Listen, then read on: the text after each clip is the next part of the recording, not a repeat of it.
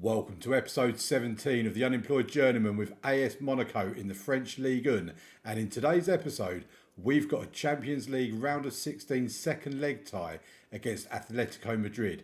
We are 3-0 up from the first leg, but I've played this game enough to know that that doesn't necessarily mean the tie is done.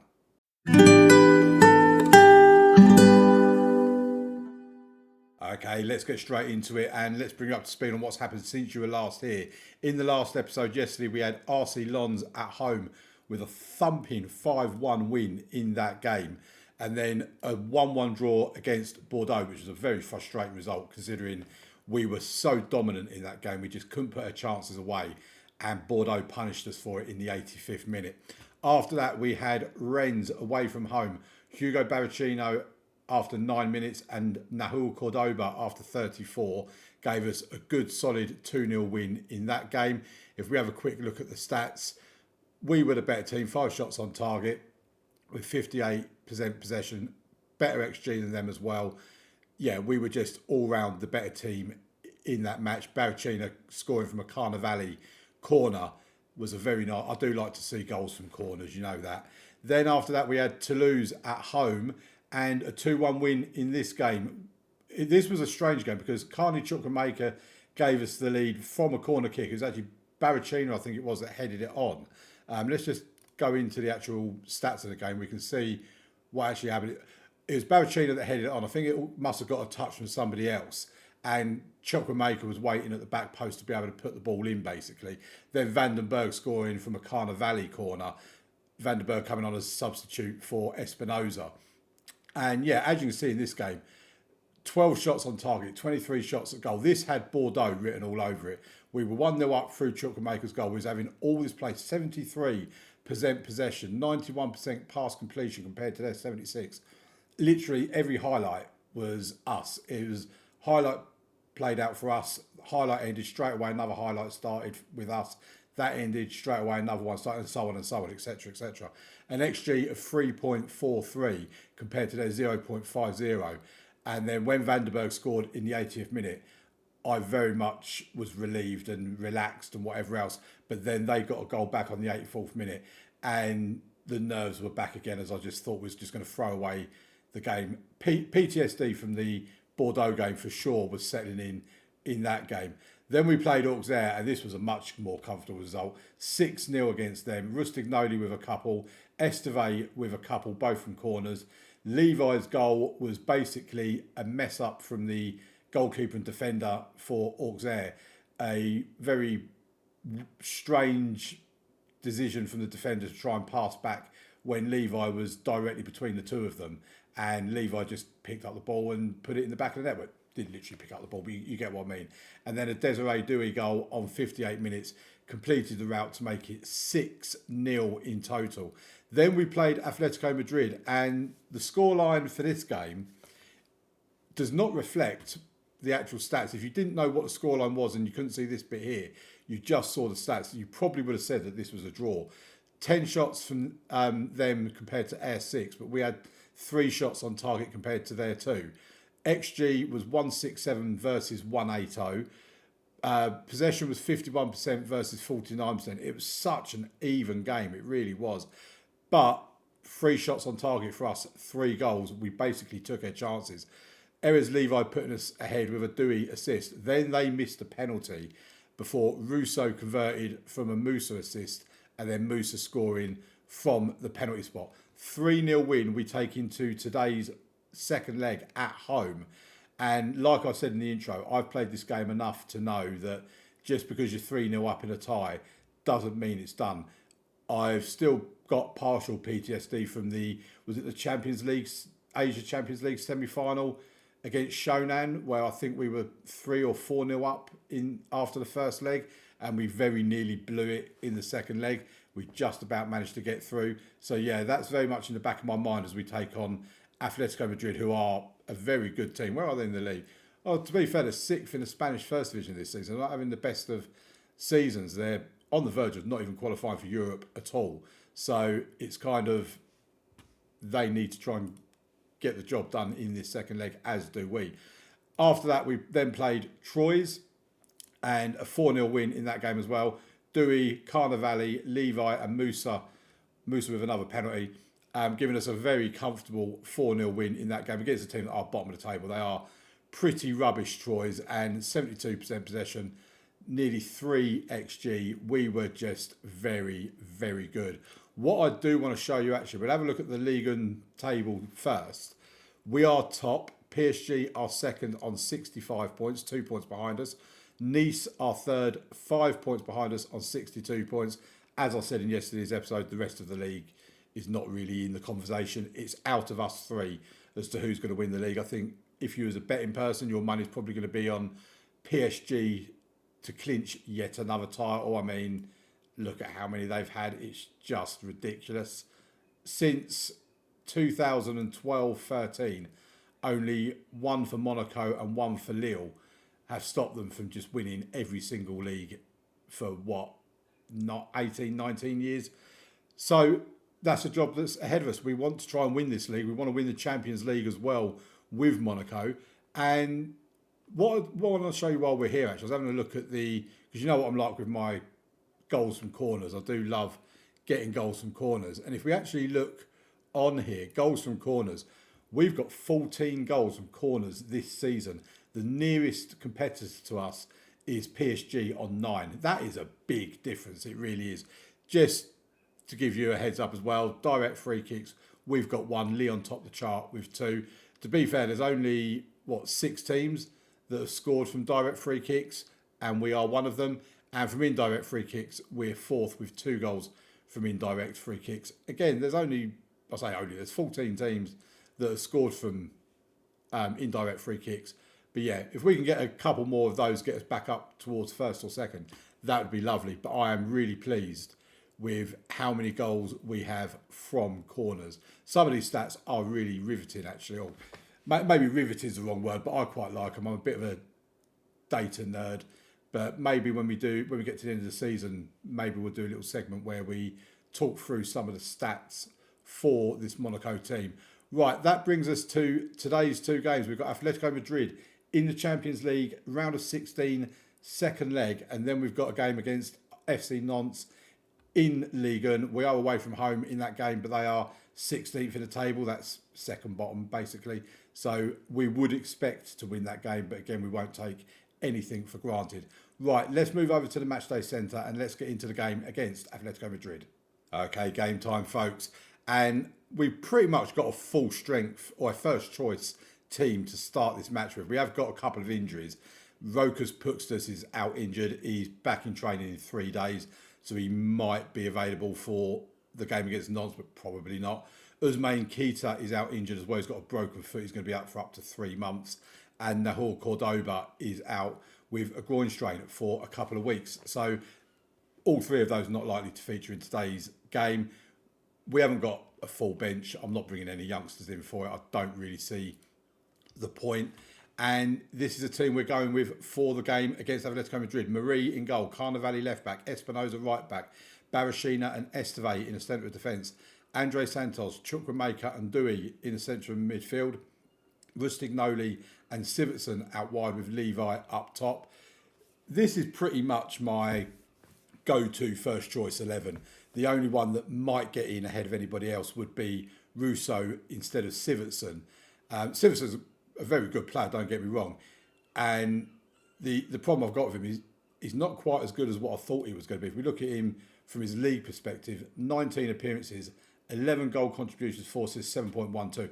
I probably am being overly critical of him. But I think I kind of just prefer Russo, who, if we look at him from a league perspective, 22 appearances, 4 goals, 3 assists, 1 player of the match at 6.94. That does not back up what I'm saying, if we're being completely honest. But it's just a feeling you get, you know. Sometimes you just prefer one player over another. And, of course, we've got Erez Levi up front. Rustignoli is a top assist maker in the league as well. So, let's get on with it. Enough faffing about. We need to get into the game. And I am a little bit nervous for this because, like I say, I've still got a bit of PTSD for the Tokyo Shonan game. And I just don't want us to mess this up. I'm not expecting to win the Champions League, but to get past Atletico Madrid would be a real achievement because Atletico Madrid are a very, very good team. And we've changed that just to have the match momentum chart in there. So we are going to be in the white. We are the home team, of course. Atletico Madrid in what looks like a bit of a mint green colour. And I'd like to actually see their kit at some point, but we're 22 minutes into the game. There's not been a highlight yet. This guy here, Samu, as well. That's the striker that was linked with Chelsea in real life. And, the deal was allegedly on the verge of going through, but then broke down at the last minute. Not that Chelsea really need any more players, but, they do actually need a decent striker or top draw striker, to be fair. But anyway, that's real life. That's not what we're here for. So at the moment, everything's actually going really rather well. I don't mind it finishing 0-0 because then it means we're through. But we do finally have a highlight in the 44th minute of the game. It's starting off with us. Here's Espinoza. Gives it to Sivertsen. Sivertsen's out on the right-hand side. Goes back into Espinoza. He goes back in field to Andre Santos. Back to Esteve. Chukwuemeka to Dewey. Tried finding Rustignoli. Oh, Levi's through and Levi has scored. It was a very similar, well, it wasn't very similar. It was similar kind of thing to the goal against Auxerre, where it was a back. That was more of a wild back pass. That was very odd. And Levi was there to just pounce. And we are 1-0 up at half time. I'm pleased with the number of shots we're having and whatever else. And in all the madness of that, I didn't actually bother looking at the Atletico Madrid away kit after saying that. The match momentum chart shows that everything is with us. It's also backed up by the stats as well. Right, here we go. They've got, so here's a minty green top they've got. I actually quite like strange, colourful kits. I was a real fan of Arsenal's away kit last season. I love their away kit this season, which is Lynx Africa inspired. And if we actually concentrate on this game rather than me talking rubbish again, Atletico Madrid have a corner. They've kind of gone short while also going to the near post. It's on the edge of the box. Oh, they've hit the crossbar. Well, there's a join between the crossbar and the post. It's gone out for a goal kick. That was the closest they've come, and they're getting a bit of, or they were getting a bit of play according to the match momentum chart. Right, let's make substitutions. So I think Dewey is not having the greatest of games, so he can come off for Musa. And I think we're going to bring off Espinoza for Vandenberg. I have recently been bringing on Vandenberg instead of Sardella in that role, purely because Vandenberg gets up there for corners. He's more of a threat at a corner, so late in the game it gives us a bit of an opportunity to be more of an aerial threat at corners. And it obviously works. He did score one of them as well fairly recently. Right, we're into the 73rd minute. It's still 1-0, 4-0 on the night. I think we can probably say we have won this game. Chukwuemeka can come off and Fofana can come on. We just swap Fofana with Andre Santos. And Rustignoli can come off as well. Robert Navarro, I don't really want to use Rousseau because he's not fit enough to really start anyway. And I think we'll leave it like that for now. I don't want to make another change in case we get an injury. I like to make that change around the 84th, 85th minute type of deal. And here we are, 80 minutes into the game. It's still 1-0. Here's Levi's goal, the separator on the night. And we're going to just make that final substitution. Levi's going to come off for Gutierrez. I did momentarily consider not bringing off Levi and bringing off Sivertsen instead, but we'll let Sivertsen carry on. Right, they've got the ball. He goes back to the goalkeeper, gets it back from the goalkeeper, and then goes back to the goalkeeper again. He switches it to the right-hand side. Can we win the ball back here? Or is this going to be a Madrid opportunity? I'll say Madrid because we can kind of make it sound like we're playing against Real Madrid. That's not going to be disallowed. That looked offside to me, but clearly it's not. It's 1-1 on the night. Yes, we will make the tactical change. Andy Diouf, I've come across him before in this save as well. He's a very decent striker, actually. And there you have it, 1-1 on the night. I don't mind that at all. That was a nice result for us. We are into the quarterfinals of the Champions League. And where are we there? Right, okay, so we've got 3 days off, so I don't think we need to rest anybody, actually. If we just have a quick look here, nothing really there to worry about. We did get a bit of money for it. We're still 21.1. That seems to have stayed consistent. We are over the budget in terms of a committed spending. Actually, yeah, we do have a new player to unveil. He's going through the contract stage at the moment, so he's not definitely going to be a player for us. But Kenny Leonard for 10 million rising to 21.5 million, £43,000 a week. He's a central midfielder in the Mazzala role. 21 years old, not played for France yet. And he's got a little bit of potential, probably an extra star's potential. He likes to play as Mazzala, can do the advanced playmaker as well. He's basically a body to put in there that can improve the backup options that we've already got and potentially challenge Chukwuemeka for a first team place. His physicals are really good. They are mental. Well, they're not mental, that's mental, but they're really, really good. Acceleration of 16, balance of 16, natural fitness of 16, stamina of 18, the rest of 15s, 13s, 13s. His jumping reach is a bit on the low side. In terms of his mental attributes, 20 for determination, 16 for flair, and he's got some pretty decent other mental attributes as well. He's also got 17 for technique. He looks really good. I really like the signing of him. And basically the reason why I made that sign is because I wanted to spend some of the transfer budget we have just in case the board decide to take any away from me. So yeah, he's a player we've identified.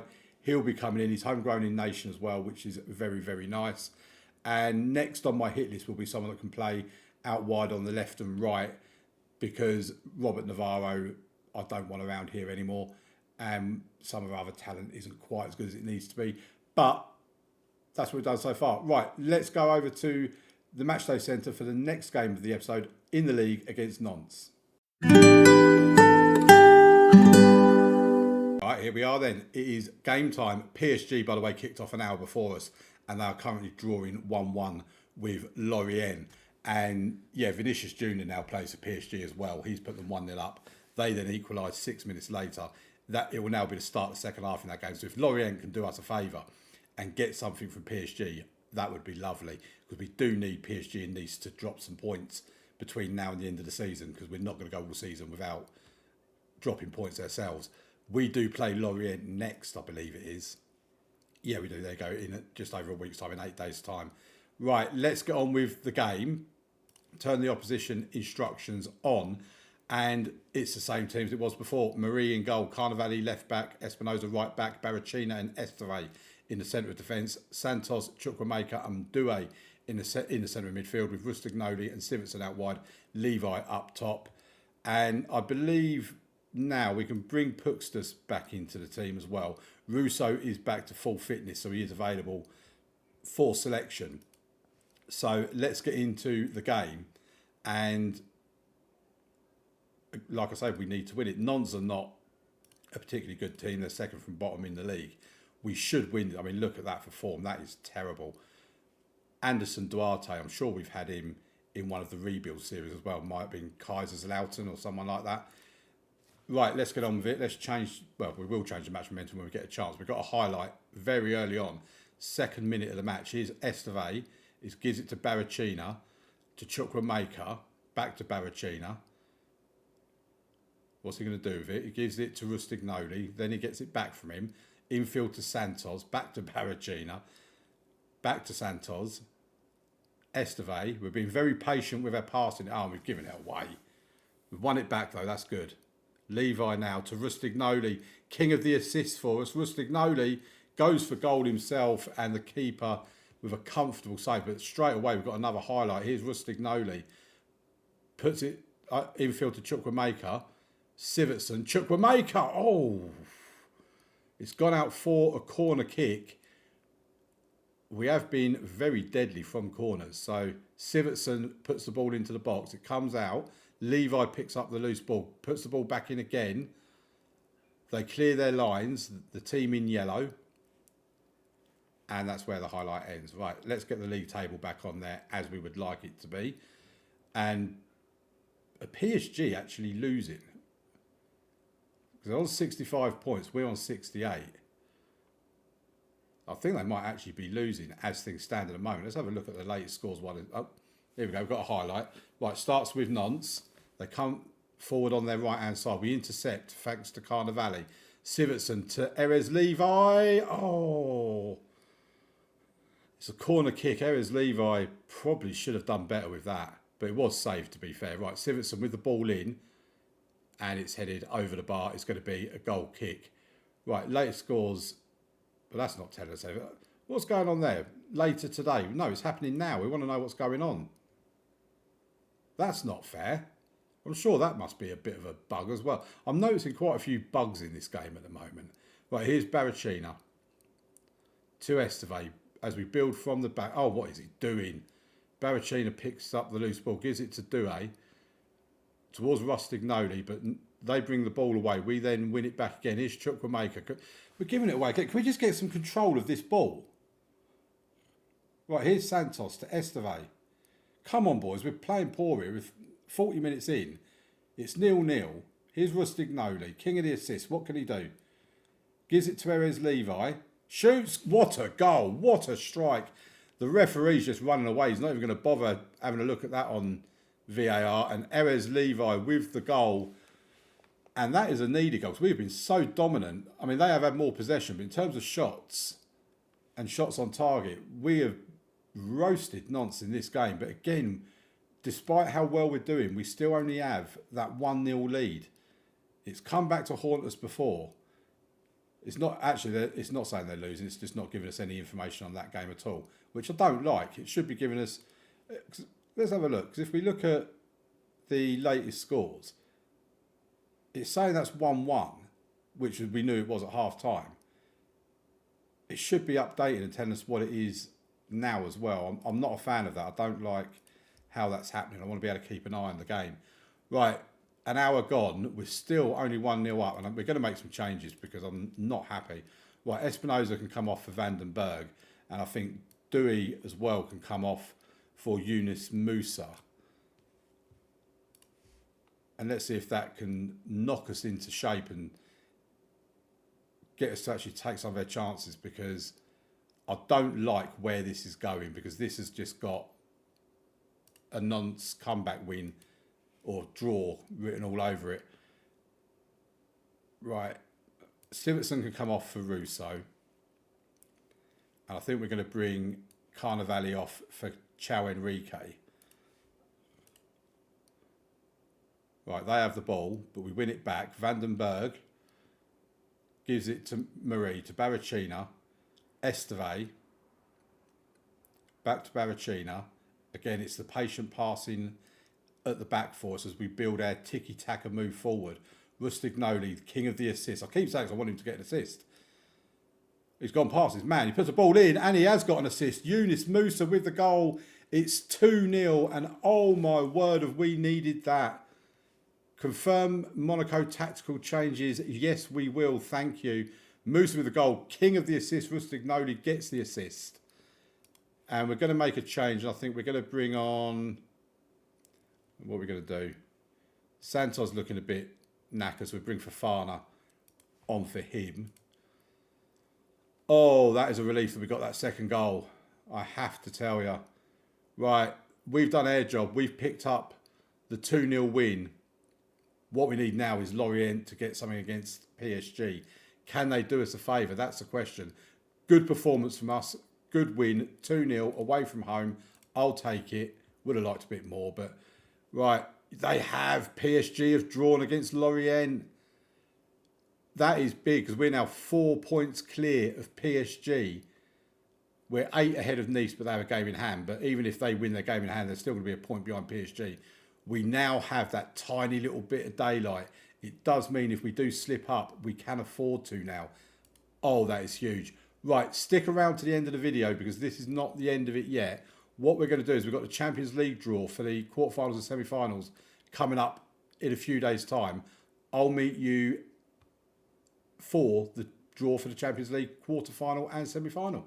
Right, I feel this video is going to go a little longer than normal. We've got the Champions League draw in now, but we've also got an email from the board saying that they've set the initial budgets.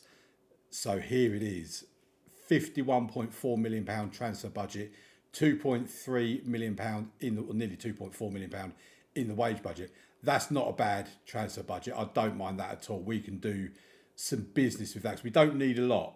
and I'm kind of going to prioritise, if we can, some top level signings for the summer. And yeah, £51.5 million, I'll take that. We did have 12 million in there because originally it was 22, then we had the 10 million taken off for the Kenny Leonard signing, and they've added another 39 million to that. So £51.5 million transfer budget for the transfer special, which will probably be on Monday. Right, so in addition to that, we've also had the youth thing come through. They've called it an excellent intake. We've had these two here. We've got an attacking left-sided midfielder that's 1.5 star current ability with 5-star potential, 4 to 5 star, I should say. He looks okay. Whether he turns out to be anything special is yet to be determined. And then that's Christian Julian. And then we've got Pedro Tavares, who is a 15-year-old as well. Again, 4 to 5 star potential, promising centre back. He is 6 foot. So, yeah, don't mind that at all. Then we've got a couple of okay, decent players here. A midfield left, Giovanni Lote, 15 years old as well. He will be retrained as a striker. Yep, there you go. He's in the striker position already. I've not even had to do that. They've just automatically done it. And then Ben Hoffman, who is an out-and-out striker. He's got a little bit of potential as well. Maybe one of those two could end up being a squad rotation player for us in the future. I doubt I'm going to be here long enough to see that come to fruition, but it is what it is. So that's the dev centre sorted out. That's the budget sorted out. Let's get to the Champions League quarter-final draw. Almost press skip draws then. So here we go. Start draw. So the teams left in it: AC Milan, Arsenal, Monaco, Barcelona, Chelsea, Bayern, Liverpool, PSG. I mean, I think we'd probably get spanked against all of them. I think if we had to pick, we'd probably want AC Milan, maybe Bayern. I certainly don't want PSG, Barcelona, Liverpool, Arsenal or Chelsea. Right, let's see. It's Frank Lampard is the ceremony host. First team out of the hat is PSG. They will play Liverpool. Chelsea are the next game out of that. English teams are so overpowered on this game, aren't they? Chelsea will play us. We've got Chelsea. Where are they? Second in the Premier League. Oh, that is tough. Milan will play Barcelona and Bayern will play Arsenal. Right, that's the quarter-final draw taken place. Let's go in now to the semi-final draw. This is what I like about the Champions League. You know what your route to the final is going to be. So, where are we? Us or Chelsea could play either Barcelona and AC Milan, Bayern or Arsenal, Liverpool or PSG. To be honest, I don't think it really matters. We're not beating any of them teams either. We're probably not going to beat Chelsea, but PSG or Liverpool will play Chelsea or AS Monaco. So if we beat Chelsea, we're going to have to beat either PSG or Liverpool in the semi-final in order to get through to the Champions League final. Yeah, we're not good enough to win this. We really are not. Okay, so that kind of brings me on to a question of, do I try and get a job with one of the big boys of European football to win the European Champions League? Because I've kind of still got my eye on Argentina a little bit. And also that's in the South American Champions League, the Copa Libertadores, I think it is. I've also got my eye on going to Mexico for the North American Champions League. Someone did recently say about turning this into a Pentagon challenge. We haven't got enough time in the save to do that. But I just think it's going to take us probably not next season, but the season after before we're good enough to win the Champions League. I'm just being realistic. So there you have it. Right, let's have a look at the schedule. Now we know what a Champions League draw is. I think we come back for definitely the second leg quarter-final against Chelsea. And then we've also got Lille after that and Havre AC before that. We'll probably do Lille before that, or after that rather. So it'll be Chelsea and Lille in tomorrow's episode. Hopefully you'll join me for that. Hopefully you've enjoyed this episode as well. And I'll see you tomorrow for episode number 18. Thank you very much for watching. Bye.